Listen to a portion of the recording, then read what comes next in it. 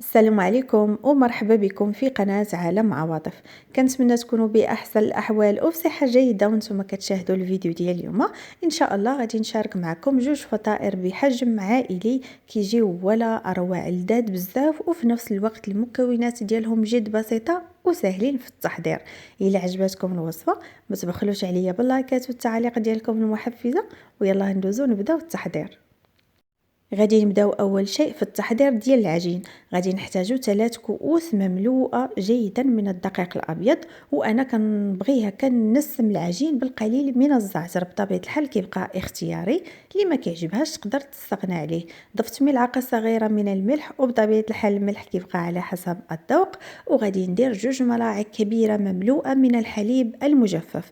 اللي ما متوفرش عند الحليب مجفف غادي تستغنى عليه، وغادي تعجن العجين بكأس من الحليب الدافئ. خلطت النواشف مع بعضهم وضفت ملعقة كبيرة ممسوحة من خميرة الخبز، وغادي نضيف لها الماء الدافئ باش غادي تبدا كتذوب وكتفاعل. غادي نزيد 3 ملاعق كبيرة من زيت الزيتون، اللي تقدروا ديروه في بلاصتو زيت المائدة، يبقى لكم الاختيار بحال بحال. وغادي نحتاجو حبة ديال البيض، البياض ديالها غادي نضيفوه في العجين، والصفر غادي نحتفظوا به جانبا حتى كنبغيو نطيبوا الفطائر باش كندهنوهم من الفوق. وغادي نبدا كنعجن العجين بالطريقه العاديه. انا هنا بديت كنجمع. في الاول راني كنت ضفت كاس الا ربع ديال الماء وما قدنيش، وزدت كملت الربع ديال الكاس ديال الماء اللي بقى، وهكا راه العجين خدات ليا بالضبط كاس ديال الماء الدافئ ما يعادل 200 ملي. حيت انا ضفت الحليب المجفف في العجين، نتوما الا ما درتوش فغادي تحتاجوا كاس ديال الحليب الدافئ باش غادي تعجنوها. كندلكو العجين واحد شويه باش كنتاكدوا ان جميع المكونات منسجمه. صافي وكنغطيها بالبلاستيك الغذائي وبمنديل وكنخليها كتخمر. في هاد الوقيته هادي غادي نوجد الحشوه. خديت مقلاة ودهنتها بشويه ديال الزيت، ودرت فيها القرعه خضراء اللي قطعتها دوائر، ودرت عليها من الفوق رشه ديال الملح باش ما طيبش باسله، طيب شويه بنينه. صافي وغادي نطيبها من الجهتين. كنحيدها، وفي نفس المقله غادي ندير شويه ديال الزيت، واحد الحبه كبيره ديال البصل اللي مشلضه هكا رقيقه، كنشحرها حتى كتنزل. وملي غادي تنزل هاد البصله غادي نزيد عليها كميه ديال اللحم مفروم. بطبيعه الحال الكميه ديال اللحم مفروم كتبقى اختياريه. وبالنسبه للتوابل فكندير الفلفل الاسود، الفلفل الاحمر الحلو والكركم، والقليل ديال المعدنوس انا درته مجفف، تقدروا ايضا ديروه طري. وبطبيعه الحال الملح اللي كيبقى على حسب الذوق. تقدروا ديروا التوابل اللي كتعجبكم. وملي كطيب تماما صافي كنطفي عليها وكنخليها جانبا كتبرد. كنرجع للعجين ملي كتكون خمرات وتضاعف الحجم ديالها. بالنسبه للمده ديال الاختمار غادي تبقى على حسب الجو، انا خليتها تقريبا واحد الساعه حتى تضاعف الحجم ديالها مزيان. فرغت من الهواء اللي تشكل فيها وقسمتها لجوج ديال الكرات يكونوا متساويات الحجم. تقدروا تعبروهم بالميزان، تقدروا ديروا غير عينكم ميزانكم. تقريبا كل وحده كيجي فيها تقريبا واحد 300 غرام.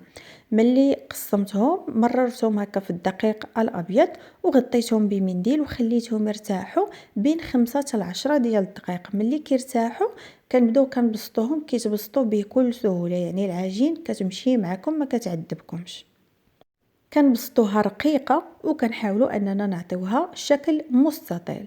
درت هنايا كميه ديال الكيتشوب، وتقدروا ايضا ديروا اي صلصه كتعجبكم وتقدروا تستغناو عليها. هي ملي كديروا هنايا الكيتشوب كتعطي واحد المذاق زوين بزاف، كتجي لذيذه، وتقدروا ما ديروهاش. درت نصف الكميه ديال الحشوه اللي وجدنا ديال الكفته وحتى ديال القرعه خضراء، ودرت جبن ديال الساندويتش. اللي عندها ديرو، واللي عندها جبن مبشور او جبن الموتزاريلا تقدر ديرو. انا كان عندي جبن ديال الساندويتش هو اللي درت، وحتى هو راه جا زوين بزاف. فدرت 2 قطع ديال الجبن ديال الساندويتش، قطعتهم ووزعتهم لداخل مع الحشوه. صافي وهنا غادي نبدا كنطوي. شفتوا معايا راه الجوانب قطعتهم بالجراره اللي كنقطعوا بها الشباكيه. ودابا كنبدا كنطوي. بديت بالاطراف ديال الفوق وديال التحت، وعاد بديت بالجوانب كنخالفهم، كنجيب وحده بوحده حتى تسدى. الطريقه راه واضحه في الفيديو.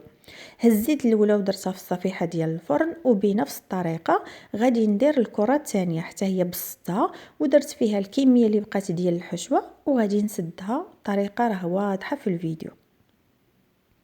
وبطبيعه الحال الحشوه راه كتبقى اختياريه، تقدروا تعوضوا باي حشوه كتفضلوها اولا كتبغيوها. وانا بغيتكم تجربوا هذه الحشوه، راها كتجي لذيذه بزاف. كنزله وكنديرها في الصفيحه ديال الفرن بهذه الطريقه، راه ساهله ما كتحل ما والو. واللي خافت من العجين تقدر انها كتبسطها فوق الورق ديال الطبخ باش هكا كطويها فوق الورق وكتهز الورق وكتحطو في الصفيحه، كتجي ساهله. يعني اللي خافت انها تهز الفطيره وتحل، غير كنساليو مباشره. كناخذ هذيك الصفار ديال البيضه كنضيف ليها القليل من الحليب وكندهن بها هاد الفطائر. ومن الفوق درت انا الزنجلان وحبوب الشيا، تقدروا ديروا غير الزنجلان اولا الشوفان، ولا تخليوها غير هكا، كيبقى لكم الاختيار التزيين من الفوق. بالنسبه للمره الثانيه ما غاديش نحتاجوا اننا نخليوها تخمر، غير كنساليو كنعمروها كندهنوها صافي كندخلوها للفران باش طيب. بالنسبه للفران سخون من قبل، مشعلاه على 180 درجة ومشعلاه من الفوق لتحت في نفس الوقت. كندخل الصفيحة في الوسط ديال الفرن وكنخليها حتى كطيب وكتحمر على خاطرها تبان لينا راها تحمرات من الوجه، ونقلبوها حتى من التحت كتبان لينا تحمرات صافي وكنخرجوها. تقريبا كتاخد 21 دقيقة صافي كتكون واجدة. هذا هو الشكل ديالها ملي خرجات. وهكا غادي ملي كنقسموها شوفوا من الداخل كيفاش كتجي الحشوه، كتجي ولا اروع. داك المذاق ديال القرعه خضراء مع الكفته كيجيو لذاذين بزاف. جربوا هاد الحشوه راه غادي تعجبكم بزاف. وحتى العجين كتجي خفيفه ورطبه، والمكونات ديالها بسيطه شفتوا معايا، وكتوجد بسرعه حيت العجين ما كنحتاجوش اننا نخليوها تخمر جوج مرات. كانت هذه هي الوصفه ديال اليوم، كنتمنى تجربوها وتنال الاعجاب ديالكم. ولا جربتوها انا اكيده انها غادي تعجبكم. وما تنسونيش من اللايك والتعاليق المحفزه، ونتلاقاو ان شاء الله في وصفات اخرى.